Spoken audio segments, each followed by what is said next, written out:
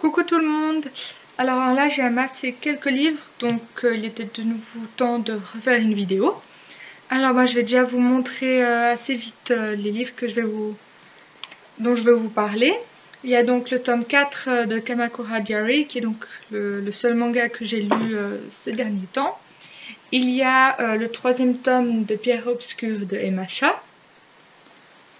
Il y a le tome 1 du Sang des 7 rois de Régis Godin.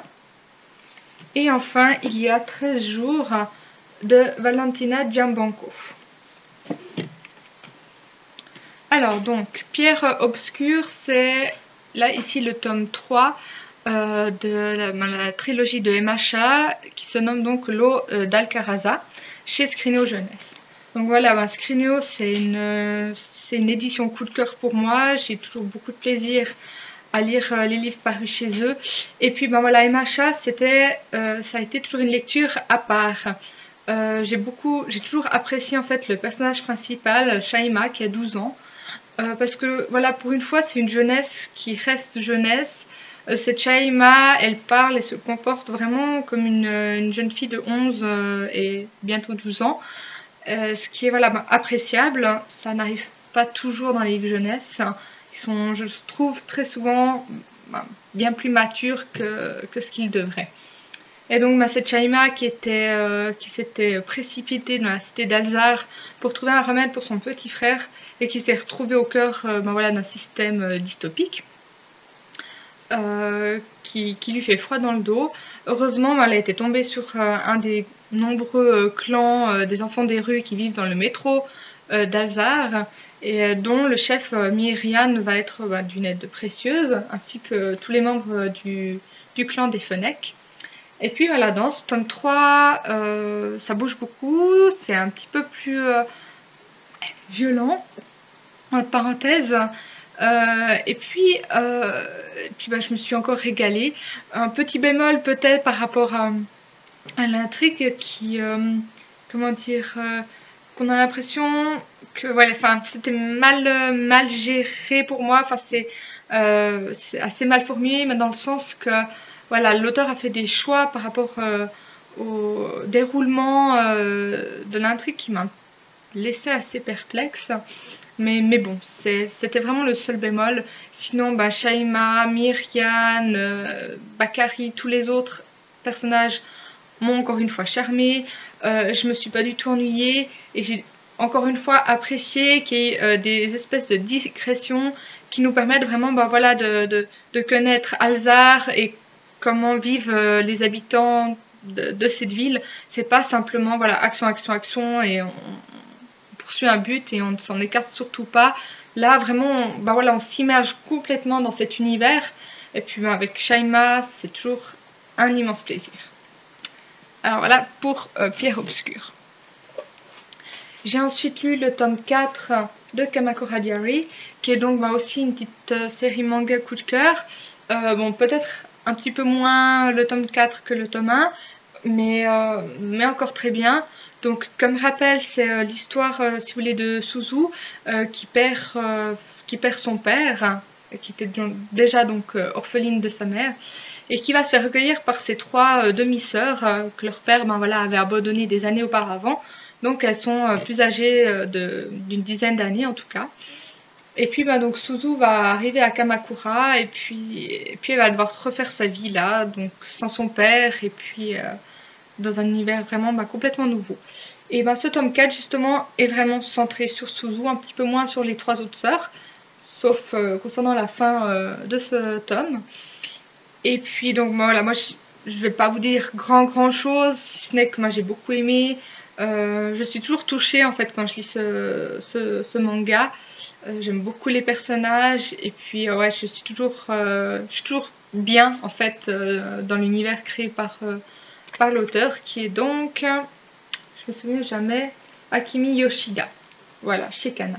Donc vraiment c'est une série toute douce, si j'ose dire ça comme ça, mais que je vous conseille fortement. Ensuite, j'ai donc enfin lu le premier tome du Sang des 7 rois de Régis Godin. C'était un auteur que j'ai rencontré aux Imaginales l'année passée, Et puis honte à moi, cette année je ne l'avais pas lu, pas encore, donc c'est vrai que je me sens, ouais, j'étais un peu déçue de ne pas pouvoir aller en parler avec l'auteur, mais c'est que partie remise pour l'année prochaine. Donc Le Sang de Sept Rois, c'est une fantaisie vraiment dans un univers moyenâgeux. J'ai énormément apprécié comment dire, l'écriture qui est très facile. Il y a beaucoup de descriptions et puis ça promet. Ce tome 1, c'est vraiment une mise en bouche, hein. Il y a tout qui est mis en place. Il y a presque pas de personnages. L'intrigue finalement se résume assez vite. Mais voilà, on sent toute une suite, hein. Puis étant donné qu'il y a 6 autres livres, ça peut... comment dire, ils pouvaient bien se permettre un tome pour mettre tout en place. Et donc dans ce tome-ci, on suit les aventures d'Orville, qui travaille, on va dire, qui défend un petit seigneur perdu au fond d'une vallée insignifiante. Et puis ce petit seigneur, il va avoir sa vie bouleversée parce que un groupe qui semble très très organisé kidnappe 2 enfants. Et en fait, c'est bien plus qu'un simple kidnapping, ça remonte à ce qui s'est passé 400 ans auparavant, lorsque une certaine part de la population s'est fait purger. Et puis, pas tous, visiblement, la résistance s'est organisée en secret et tout revient maintenant. Donc voilà, je ne vais pas trop vous en dire, il faut lire pour savoir. Sachez seulement que c'était vraiment très très bien, que pour un premier roman, c'est excellent, que je me suis pas ennuyée, que je l'ai lu, je crois, en 2 jours, 3 jours, et puis que j'ai pris vraiment énormément de plaisir, et que je suis très impatiente de lire le 2, que j'espère le lire le mois prochain. Et enfin, de mes lectures, il y a donc le thriller 13 jours de Valentina Giambanco, c'est chez Albin Michel. Oui, j'ai oublié de préciser, Régis Godin, c'est donc chez La Talente. Alors, donc 13 jours, c'est un thriller que j'avais commencé puis arrêté parce que j'avais mis, en fait, j'avais d'autres lectures un peu plus pressantes en cours, mais je ne l'ai pas arrêté parce qu'il était vraiment pas bien, c'est uniquement parce que voilà, j'avais d'autres priorités.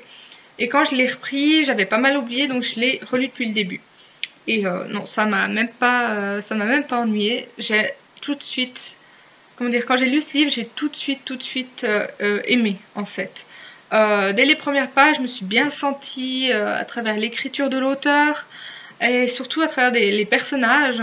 Donc le personnage principal, c'est Alice, qui vient d'intégrer la criminelle, hein, ça fait 4 semaines qu'elle y est. Et puis, voilà, elle est avec un coéquipier assez taciturne et qui la met vraiment à l'épreuve, il lui facilite rien du tout. Et donc voilà, elle et Braun se retrouvent assez vite sur une enquête. Une famille qui s'est fait assassiner une nuit pendant le week-end. Et c'est que le lundi qu'on s'est rendu compte que... Et puis en fait, on va assez vite se rendre compte qu'il y a un coupable idéal. Ce coupable idéal était un ami de la victime, du père de famille. Et en dehors de ces 2 personnages-là, il y en a un troisième qui se rajoute, qui est donc l'ami des 2 premiers, mais également l'avocat de celui qu'on pense être le coupable. Et voilà, il y a pas mal aussi donc de liens avec ce qui leur arrivait à tous les 3, c'était quoi, 20 ou 30 ans auparavant. Donc voilà, c'est très, comment dire, ça paraît très très simple au début. Et en fait, jusqu'à la fin, je n'ai pas compris donc déjà le qui avant un bon moment. Et le pourquoi, ça vraiment, c'est les toutes dernières pages. Alors voilà, ce pourquoi au final est pas aussi grand que je l'avais pensé. Mais j'ai apprécié de ne pas pouvoir le deviner plus tôt. On peut avoir encore une fois des indices, on peut se dire que... Mais l'auteur ramène vraiment très bien les indices. Et puis de nouveau, une fois encore, le rythme est assez bon. Le début est peut-être un rythme, on va dire, assez classique. Mais sur la fin, voilà, comme tout bon thriller, on se fait emporter. Et puis, que dire encore, voilà, c'est assez classique, hein. Il ne faut pas s'attendre à un thriller qui révolutionne le genre. Mais pour moi, c'était presque le coup de cœur quand même, parce que tout ce que j'apprécie dans un thriller y était. Notamment cette comment dire, fidélité à comment une enquête est menée toutes les marches à suivre, les étapes, les demandes, etc. pour pouvoir avancer dans une enquête sont vraiment respectées là. C'est pas je bondis à gauche à droite, je rentre dans toutes les maisons, je frappe n'importe qui. Non, je trouve que la procédure est vraiment très très bien suivie. Et puis ça, c'est quelque chose que je vois pas souvent dans un thriller, donc je l'ai beaucoup apprécié. Aussi pour ça. Alors voilà, ça c'était donc pour mes lectures finies. Et donc ma lecture en cours, c'est La Voix de la colère de Antoine Rouault. Et c'est donc le premier tome de L'Ivre et l'épée. Très bien pour l'instant, j'en suis à la page 327. Voilà, donc il me reste plus beaucoup. Je le garde pour la prochaine fois pour vous en parler, étant donné que ça fait déjà un petit moment que je vous parle. Mais je pense que ça serait un très bon avis. Voilà, merci encore beaucoup de m'avoir écouté. Et puis je vous souhaite une excellente semaine et à bientôt. Bye bye!